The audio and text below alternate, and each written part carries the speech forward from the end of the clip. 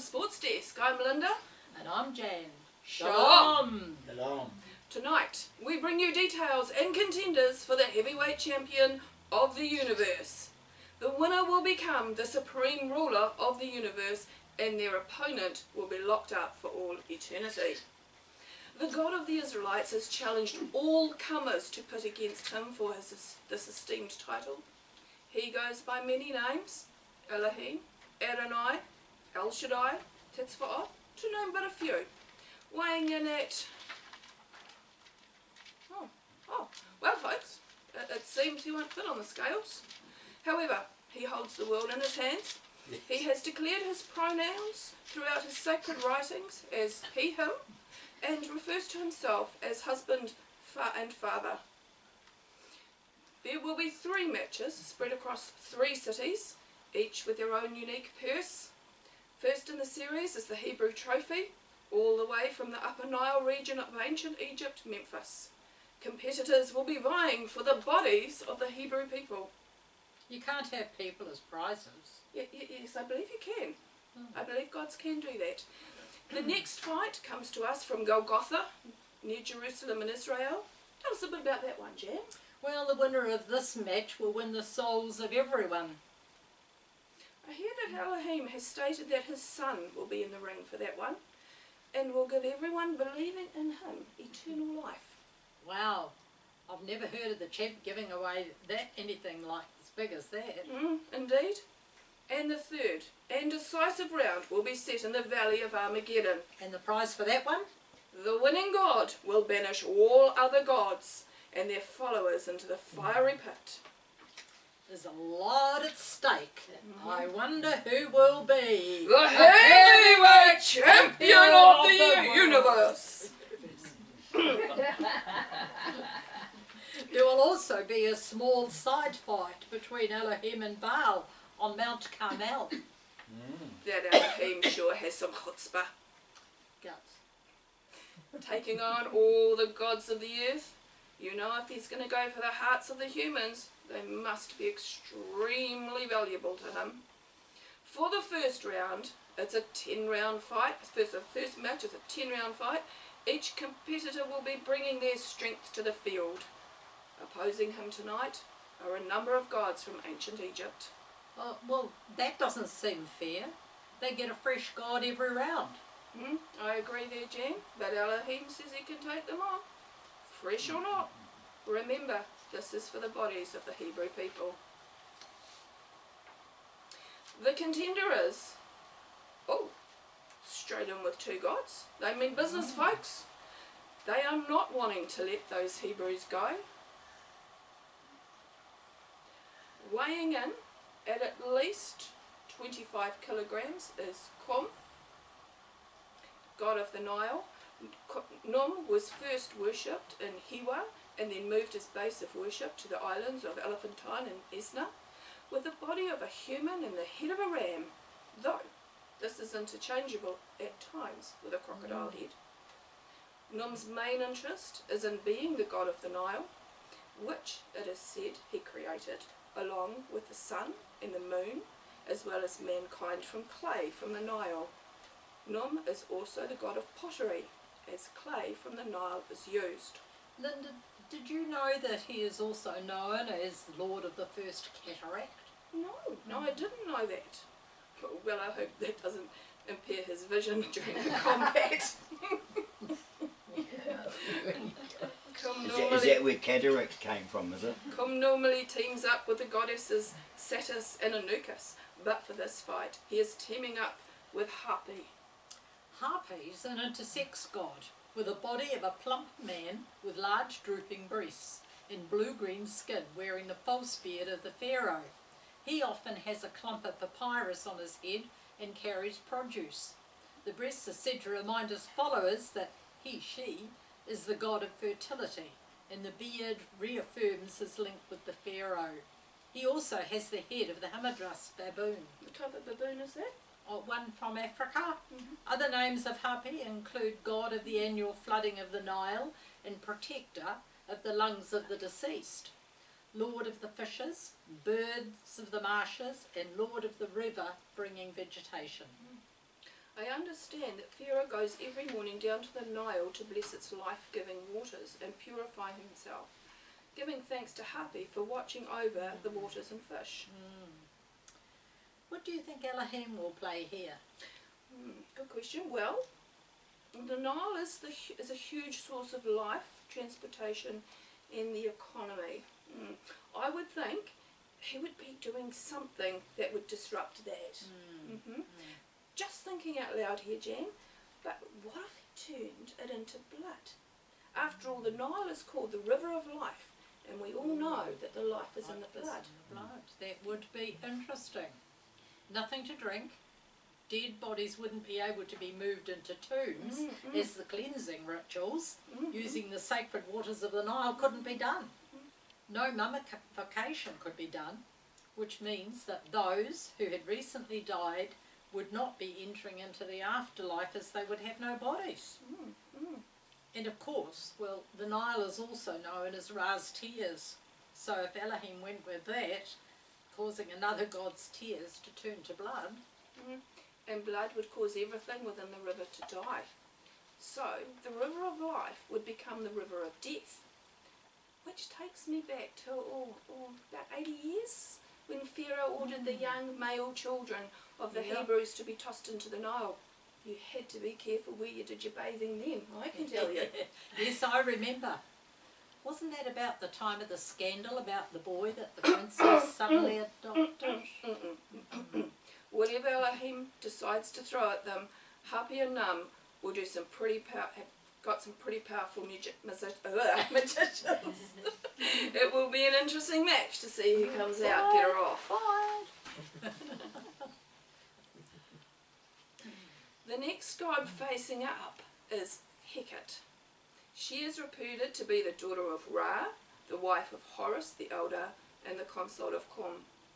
If Kum is defeated in the previous round, she will be looking for revenge.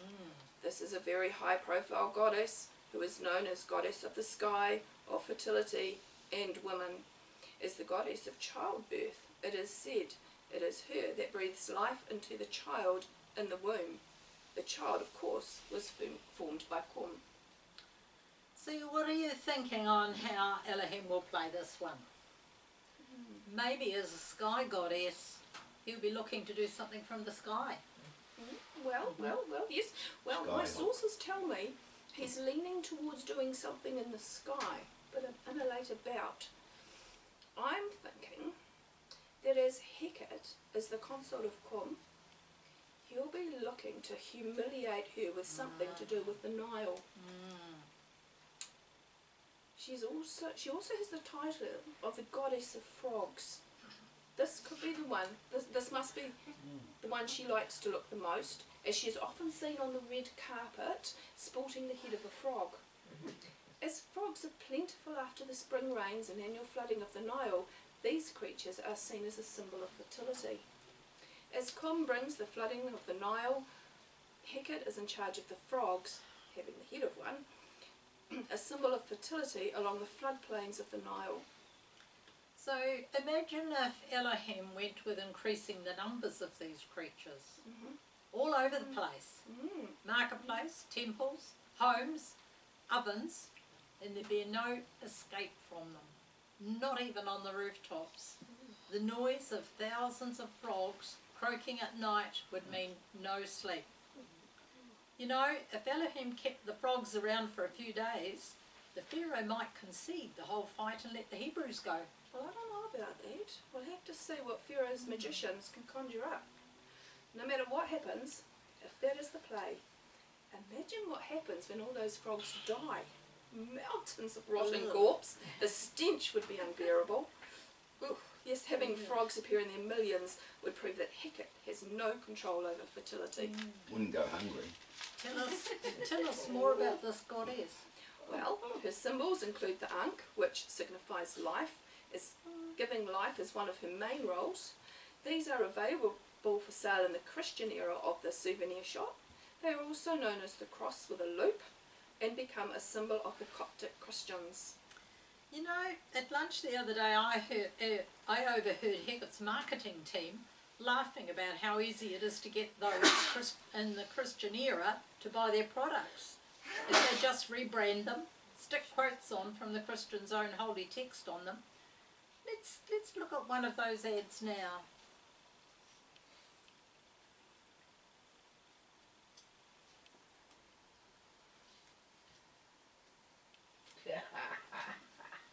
Once she's finished with ancient Egypt, she has taken the job as Athena, goddess of childbirth and midwifery in ancient Greece, as well as the goddess of witchcraft. But her name for that role will be Hecate. These are going to be interesting times to watch. Now let's move on to round 3. So, who is Elohim going to be up against for this round? Well, this time he's going up against the cheeky Geb. He's known for pulling mischievous acts, like the time he transformed himself into a boar. I know a few people who seem to be able to do that. And at that time he ate the eye of Ra, who was his granddad. Like family picnics a bit awkward. This god is said to hold the power over earthquakes, farming, fertility, and healing. He usually presents in human form, though he is known for his green skin, his green hair, and sometimes green skin. He is the father of all snakes and can sometimes have the head of a snake or goose. Our viewers from ancient Greece will know Geb as Kronos and also as the primordial goddess Gaia in Greek mythology. The earth is called the house of Geb. Let's hope he keeps his place tidy. Imagine a god's house so filthy that lice just take over. Well, that's interesting. So what if Elohim were to mess with Geb's house and send a load of lice? Blech, itchy, just at the thought. Oh, great. Well, that could definitely affect the demigod Pharaoh. He's always well turned out at society events. He's always seen sporting fine jewellery, garments, cosmetics, and well-coiffed hair. Yes, that would get right up his nose. You said it. If the dust cloud of lice was extremely heavy, it would block out the sun. Which we all know to be considered Ra's eyes. And there Elohim would be getting an extra blow into another ancient Egyptian god. And Ra isn't even in this round. Will there be anyone on Geb's side this round? Yes, his twin sister Nut, the sky goddess, often seen arching her naked star-covered self over her brother Geb. She will sometimes take the form of a cow, a sycamore tree, or a sow suckling many piglets, her stars. She is often seen with a pot on her head, which could symbolise a uterus. Didn't God's Weekly have a spread on her wedding? Yes, it did. One of the earlier editions, as Geb and Nut are one of our oldest contestants. Since then, they've gone on to have 4 children: Osiris, Seth, Isis, and Nephthys. Thinking out loud here, if Elohim went with the lice idea, I'll bet the court magicians would be too busy itching to conjure up their own. I'll take that bet. I'll tell you, I would not like to be the humans caught up in this fight between the gods. And things are looking uncomfortable now when we're only up to round 4. True. Oh, you'd think as Elohim was trying to win the hearts of these Hebrews that he'd lay off them. True. Well, for round 4, Kirby will be stepping into the ring. Popular among both commoners and royals, this god is also known as the morning sun god. He is also the god of creation, movement of the sun, and rebirth. Kirby, whose name means to come into existence, has the body of a human and the head of a scarab.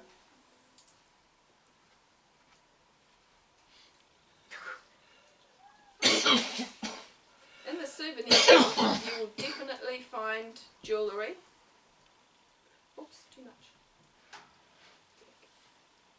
Jewellery depicting the scarab. It is what is known to symbolise good fortune, hope, restoration of life, and regeneration. It is also a symbol of immortality, resurrection, metamorphosis, and protection in the ancient Egyptian religion. Although there are no known dedicated temples to Kirby, this hard-working god can be found in most, if not all, Egyptian temples. This is just in. Mhm. Elohim is planning on sending in swarms of flies. Lice, then flies. This is relentless. Why flies, Jen?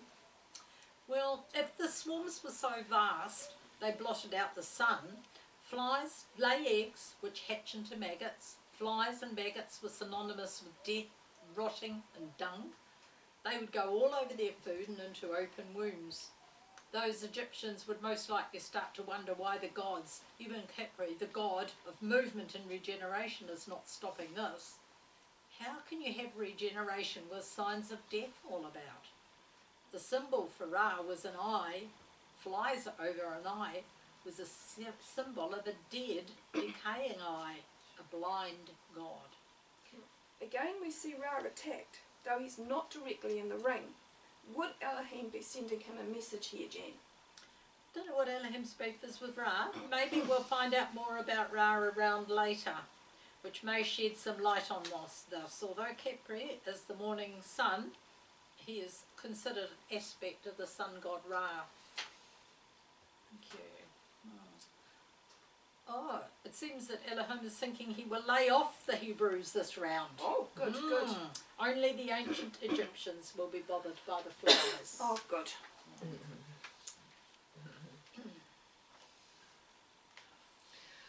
Providing Elohim lasts that long, and he has been going up to some pretty tough challenges, the beautiful Hathor will enter the ring, goddess of love, beauty, music, dancing, fertility and pleasure. The ancient Greeks watching will also have Hathor as their goddess Aphrodite, another goddess that likes to be seen as a cow, although her most common form was a woman wearing a headdress with cow horns and a sun disk. Married to Horus, her name means house of Horus. She is said to have 3 kids, Ith, Nefertap and Ra, though there is some controversy about Ra. Could be her son, or could have ascended with him to become his wife, and thereby the divine mother of the Pharaoh. Yes. It's hard to tell fake news from faker news with the ancient gods. What do you think Elohim will use in this round? Hathor represents fertility and motherhood. Well, let's see. Hathor is often seen with a cow's head, which is a very important animal as it provided milk, meat, horn and skins. And so a cow is interpreted by the Egyptians as a nurturing provider, like a generous mother. If something were to happen to these animals, it would take years to replace them, even if you imported new livestock. Elohim might do a disease combo here, the old foot and mouth, anthrax, mad cow and streptococcus. That kind of combination would take hours to wipe out not only the cows, but would cause food shortages, which we call food shortages, but the camel and the donkeys. With them gone, your transportation system is poked. The economic toll would take ancient Egypt years to recover. Author Jonathan Carlin has written a book about Ishtar, the return of the gods, would become known as Ishtar and Hathor. Fascinating how these gods reinvent themselves, although Elohim never seems to change. Well, round 6 and over halfway through the match. Elohim will be feeling it by now. Do you think he'll be making it this far and still have the energy to carry on, Linda? Well, Elohim's Twitter page says he never sleeps nor slumbers when it comes to those Hebrew people. He seems very invested in them, so I'd say he's really digging in for those people. He'll have a tough time though up against the beautiful god Isis, known for her magical powers, particularly in healing. She is said to be more cleverer than 1,000,000 gods. Elohim must be thinking of shaming her powers, some terrible disease she can't cure, perhaps. There is a rumour that Elohim curses those who curse Israel. Those slave Egyptian masters had those ancient Hebrews beaten by hanging them upside down and whipping their feet if they didn't produce enough bricks. The pain and blisters that would have caused would have been unbearable. Elohim would be wanting revenge for that. I think you're right here, Jen. He'll be bringing disease upon them, and with the fruit and veggie possibly destroyed in earlier rounds, these people would be getting very vitamin deficient. So boils would be a safe bet here. Boils in Blan are best described as large, painful, oozing pustules. Imagine them all over your body Good and yucky face stuff. and the soles of your feet. You cannot even walk. Yes, and with Isis, seen not only as a healer, but also as a protector and a mother figure, confidence in her abilities would wane. Tell our viewers a wee bit more about this competitor. Sure. Married to Osiris, who was murdered by his brother Seth and cut him to 14 pieces, Isis found all but one of those pieces, stitched him back together. Osiris is now said to reign over the dead. Before this happened, they had a boy, Horus. She is a very ambitious goddess, wanting to reign over the earth jointly with Ra. As alternative to her cow horn headdress, she is also seen out and about wearing a headdress of a throne, a disc, or a vulture with wings, due to her transforming into a bird with the symbol of a Scorpio. Jan, you mentioned that this Isis is a mother figure. She is much deeper than that and empowers women to level the playing field with men. In fact, you can purchase the Knot of Isis necklace at the souvenir shop. The wearer will then feel the benefits of Isis, restoring them to wholeness and be able to tap into the power within themselves. And these are also available in the souvenir shop, Christian era section. For those viewers who also watch the ancient Greek and Roman channels, Isis goes under the name Hecate, Hera, Aphrodite and Athena in Greece, and in Rome her equivalent is Trivia, Hecate, however claims to be exactly the same name as Trivia. Juno, Venus and Minerva. It will be interesting to see if those court magicians will be knocked out of helping in this round if they suffer along with the other Egyptians. Well, we haven't mentioned the other two gods that will be helping Isis. Briefly, we'll also have Hotep, a human turned into a god for his discoveries in medicine, but a goddess of life-giving milk. She has a human face with cow ears and horns. The goddess Bat will also come into play as the calf that Aaron, one of Elohim's priests, will build out of gold, and which was destroyed when Moses, his brother, returned from talking with God. That feels a little bit like a spoiler alert, doesn't it? It does. Yes. Yes. Well, sounds like you've got some inside knowledge there, Jen. And moving to round 7, Newt and 2 of her 4 children, Osiris and Set, are up next. Newt is known as the goddess of the sky and heavens. She is the daughter of Shu, god of vital breath, and his wife Tefnut, goddess of heat. Newt is usually depicted as a woman bent over the earth with her head in the west and feet in the east. Osiris is a god of fertility, agriculture and afterlife, the dead, the resurrection, life and vegetation in ancient Egypt. He likes to be seen around town as a green-skinned deity with the pharaoh's head, partially mummy-wrapped legs, wearing a distinctive Atif crown and holding a symbolic crook and veil. He was one of the first to be associated with the mummy's wrap, the ultimate mummy's boy, you might say. Linda, stop there. You mentioned Set. I believe there was some sibling rivalry going on there. Yes, it seems that Set murdered and cut Osiris into millions of bits. Luckily, his wife found them, wrapped him up, and returned Osiris to life. Interesting that the two will be working together in this round. Set is a god of deserts, storms, disorder, violence, and foreigners. So Newt, Osiris, and Set. Elohim must be thinking big here. Something from the sky? A meteor? Could be, could be. But I'm thinking more of a natural weather event going up against these three. Just on a massive scale. Actually, a pretty decent hailstorm can cause lightning, which would destroy crops. Hail of a massive size would be killing the animals in the field. That would slice through the domain of all three. I've heard that again Elohim won't be including the territory of the Hebrews for this round. But what about those poor Egyptians who might be thinking that Elohim will be the ultimate winner here and their gods are failing? You're revealing more of that inside knowledge, Jen. Well, I've got some myself. I've just seen Moshe's Facebook page. I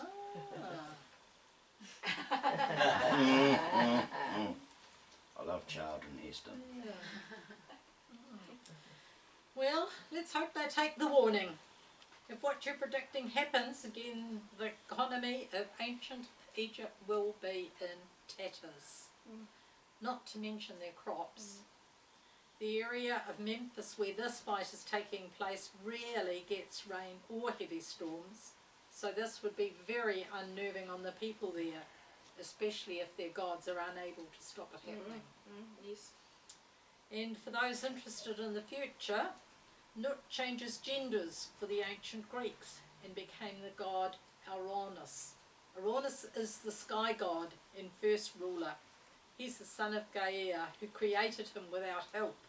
He then became the husband of Gaia, and together they had many offspring, including 12 of the Titans. Well, 3 rounds to go. This possibly be brutal on those ancient Egyptians, and those gods must be losing followers. Which is why they took jobs in other cultures. And even today, I believe they're still around under new names. Those normal everyday Egyptians would be starting to complain, and the officials with the ear of the Pharaoh must start to press him about letting those people go. Their economy would be ruined. People in shock, they wouldn't be seeing some of their dead in the afterlife as they weren't buried correctly. And famine would be starting to bite due to ruined crops. And Setter's back in the ring for a second time. Let's learn a bit more about him. He is known as the trickster in the ancient Egyptian pantheon. His LinkedIn profile says that he is the sky god, lord of the desert, and master of storms, disorder, and warfare. He has a curved animal head with tall square-tipped ears and an erect arrow-like tail. These gods are getting very creative in their appearance. Are you okay there, Jen? You're looking a bit queasy. All good. Went to that new cafe down the road. Had one of those designer locust burgers. Had a bit of wind.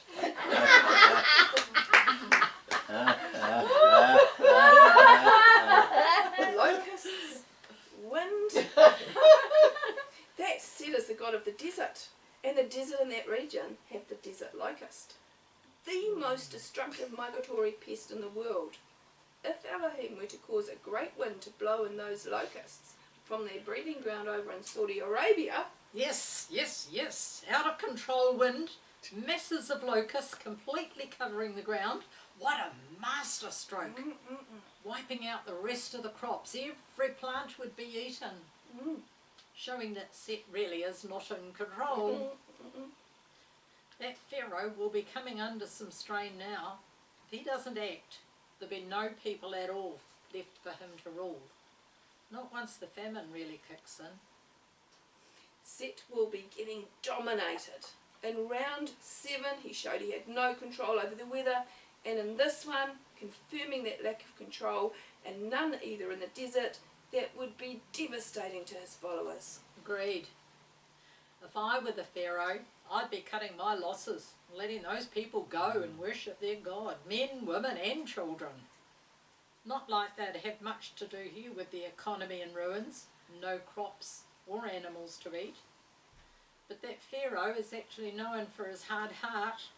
I can see him convincing those gods to stick it out for the final 2 rounds.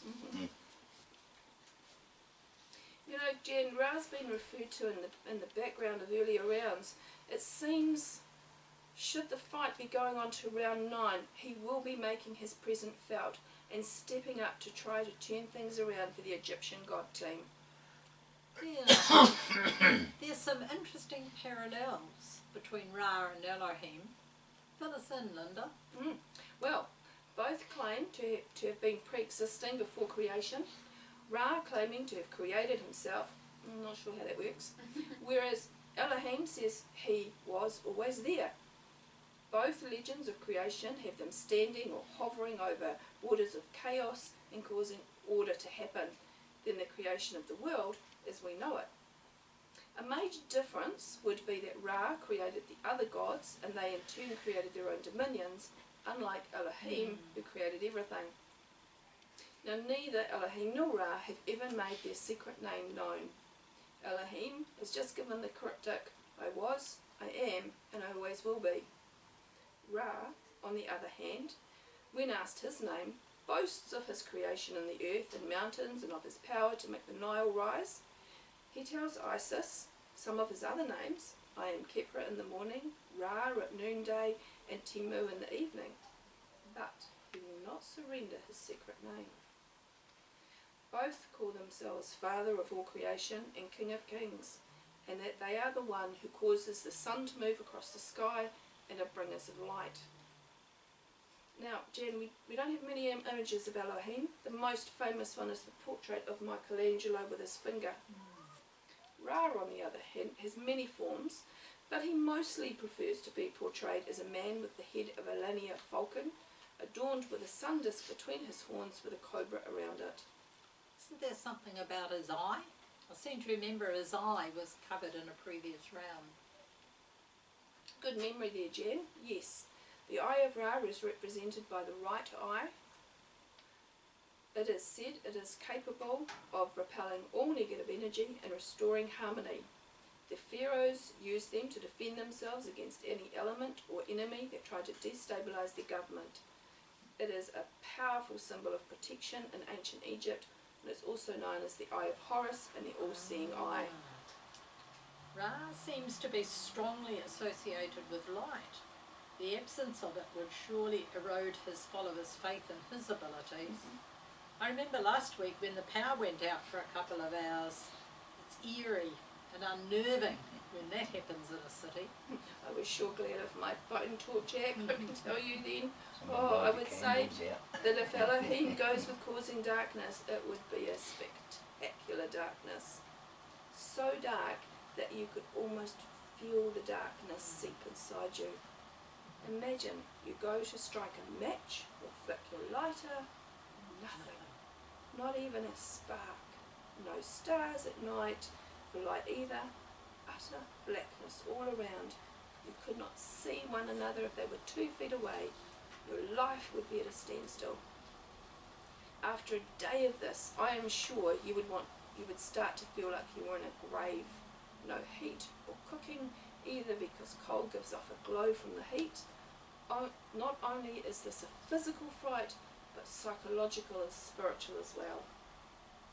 If that went on for 3 days, that would also bring out the god of the moon, Horus. Why do you specifically say 3 days, Jen? Well, by law of ancient Egypt, after 3 days of no signs of life, one was considered to be lawfully dead. Bodies were left for 3 days to be observed for signs of life before the embalming process was started. If Elohim could keep Egypt in total darkness for 3 days, he would be declaring the gods, the land, and the people to be dead. I wonder how this will be affecting the Pharaoh. I mean, his brother and sister were considered the sun and the moon. Looks like we will be finding out in the next round. Yes, we will. It will be worth mentioning here that if Elohim decides to keep the lights on for the Hebrews, it would bring into question Ra's and Horus's ability to control light and dark, furthering Elohim's claim to be the King of Kings. Okay, now we come to the 10th and final round if things are going Elohim's ways, so far we have seen Kum and Hapi, gods of the Nile, showing no control over the waters, life or death, as it is not possible to send the dead to the afterlife during this time. Hecate, goddess of fertility and life, the overmaking then the death of her favourite symbol, the frog. Gep, the god of farming and healing, and Nut, goddess of the sun, being overrun with lice. Khepri, guide of movement and regeneration, overdoing of the movement with flies, which cover dead things. Hathor, goddess of fertility and motherhood, killing the livestock, can't feed her followers. Isis, famous mostly for her healing powers, as well as Otep and Bat, a disease they can't cure.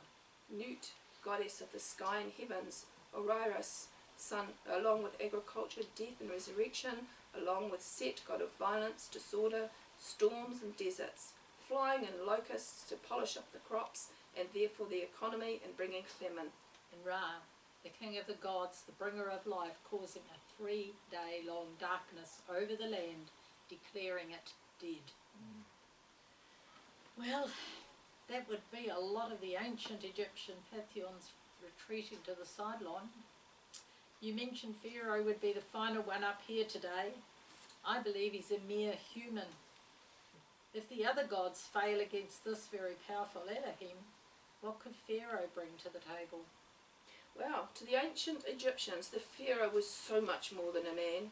He is known as the supreme ruler of the people, considered a god on earth, the intermediary between the gods and the people. After death, he becomes divine, identified with Osiris, the father of Horus and god of the dead, and passes on his sacred powers and positions to the new Pharaoh, his son. He is all-powerful, knows everything, and controlling nature and fertility. He owns a large portion of Egypt's land and directs its use, is responsible for his people's economic and spiritual welfare, and dispenses justice. Egyptian economy and faith in their gods would be at an all-time low. What possibly could Elohim have to play here? Well, as with the previous rounds, there is a god in the ring, and in this case, fighting alongside Pharaoh is Amon-Ra, to whom the firstborn was dedicated and who is supposed to preserve them. Now, Egyptian society is based on hierarchy, namely of the firstborn. The pharaoh ruled over those lesser than him. In a family, the firstborn son ruled over his siblings, so the Hebrews were a needed part of the societal structure, as they gave the lowest ranks of the Egyptians someone to rule over. I believe that Elohim has been recorded as saying the Hebrews are his firstborn, and considering how the Egyptians have been treating them, he may be wanting to make an impact in this area. Well, yes. I mean, if he killed the firstborn from every family, now, that doesn't necessarily mean the head of the family here, Jan, as Pharaoh would be the firstborn, but to kill him at this stage would immortalise him as one of the gods, and also he is the one to whom Elohim's man, Moshe, has been dealing with. Elohim would be not wanting to change the Egyptians' main man at this stage in the game. Of course, if Pharaoh were to end up dead, say within 2 weeks of this round, it would still be considered a win for Elohim. At least not all families would have a firstborn son. Like the dad is a second son, have only girls or no children at all. Don't count those chickens too soon there, Jen. Elohim would really be wanting to land some powerful punches here. Those Egyptians, from the most powerful to the least, would have been cruel to Elohim's firstborn son, Israel. So rumour has it, he will be making sure that every household will mourn. If no firstborn, then the one occupying that position in the household will be in the firing line. So if the plan here is to challenge the preserver of the firstborn, yet keep Israel intact, to go for the definitive win, do you think he'll be marking out homes of the Hebrews for this one? Well, I think that would be the icing on the cake here. Would be using the blood of one of ancient Egypt's animals which they considered to be an earthly manifestation of their God, in this case the ram. It will certainly be an interesting fight to see who takes home the trophy for this round. Well, my money is on the underdogs here, Jen, the Hebrews. I'd like to see them come out from the yoke of the Egyptians. Think your money is safe? I'd back Elohim every time. Should they come out and remember this time, I hope they remember the suffering those Egyptians went through. Well, for those wanting to tune in to watch this Battle of the Titans on the Olam Sports Channel, the time is roughly 3000 BC. And now it's good night from me. And it's good night from her. Well done. Good. So let us fill our cups a second time. A full cup is a symbol of joy, and indeed on this occasion we are filled with joy at God's mighty deliverance. But let us also remember the great cost at which redemption was purchased. Lives were sacrificed to bring about the release of God's people from the slavery of Egypt. And thus, as we recite each plague 3 times, let us dip our little finger into the cup, allowing a drop of liquid to fall, reducing the fullness of our cup of joy this night. From the Pesach Seder. One. Sign off. It was alright to sign off, yes. Sign off. So where are you planning on going tonight? Make us-